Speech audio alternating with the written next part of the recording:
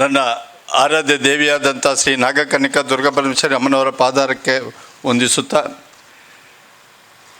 ನೆರಳು charitable trust registered ಈ ಕಾರ್ಯಕ್ರಮದ ಮುಖ್ಯ ಅತಿಥಿಯಾದಂಥ ನಮ್ಮ ನೆಚ್ಚಿನ ಸಂತೋಷ್ ಕುಮಾರ್ ಹೆಗ್ಡೆಯವರೇ, ಹಾಗೆ ಈ ವೇದಿಕೆಯಲ್ಲಿ ಇರುವಂಥ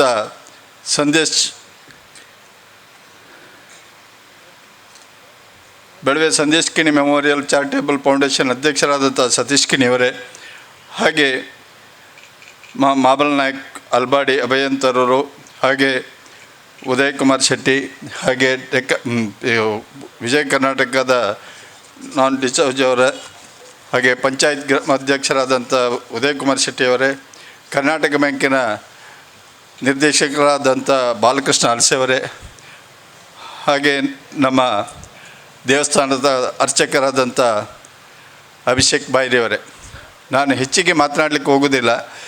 ಇವತ್ತು ಈ 2 ವರ್ಷದ ಹಿಂದೆ ಈ ನೆರಳು ಎಂಬ ಸಂಸ್ಥೆಯನ್ನು ನಮ್ಮ ದೇವಸ್ಥಾನದ ಮುಂಭಾಗದಲ್ಲಿ ಸುಬ್ರಹ್ಮಣ್ಯ ದೇವಸ್ಥಾನದ ಸ್ವಾಮೀಜಿಯವರಿಂದ ಉದ್ಘಾಟನೆಗೊಂಡಿತ್ತು. ಈಗ 2 ವರ್ಷದ ಅಂಬೆಗಾಲಿನಲ್ಲಿ ಇಡ್ತಾ ಇರುವಂಥ ಮಗು, ನಮ್ಮ ಇದರ ಹುಟ್ಟು ಹಾಕಿದಂಥ ರಾಧಾಕೃಷ್ಣ ಕ್ರಮಧಾರಿಯವರು ಕನಸುಗಾರ. ಅವರ ಕನಸು ಅಂತೇಳಿದರೆ ಆವಾಗ ಡಿಸೋಜರವರು ಹೇಳಿದಾಗೆ ಏನಾದರೂ ಮಾಡಬೇಕು, ಏನಾದರೂ ಸಾಧನೆ ಮಾಡಬೇಕು ಅನ್ನುವಂಥ ಮನೋ ಇಚ್ಛೆಯನ್ನು ಇಟ್ಟಂಥ ವ್ಯಕ್ತಿ.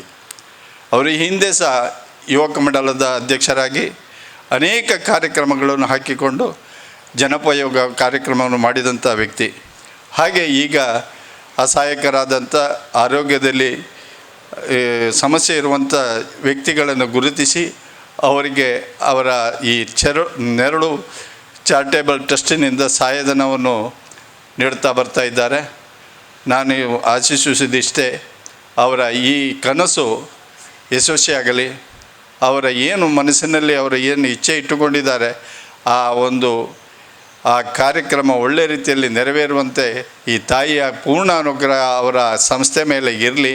ಹಾಗೆ ಈ ಸಂಸ್ಥೆ ಬೃಹದಾಕಾರದಲ್ಲಿ ಬೆಳೆಯುವಂತೆ ಆ ಅನುಗ್ರಹ ತಾಯಿ ಮಾಡಲಿ ಅಂತ ಈ ಸಂದರ್ಭದಲ್ಲಿ ಆಶಿಸ್ತಾ, ಅವಕಾಶಕ್ಕಾಗಿ ವಂದಿಸ್ತಾ ನನ್ನ 2 ಮಾತುಗಳನ್ನು ಮುಗಿಸ್ತೇನೆ. ಜಯಂತಿ. ಶುಭ ನುಡಿಗಳಿಗಾಗಿ ವಂದನೆಗಳು ಸರ್. ಮುಂದೆ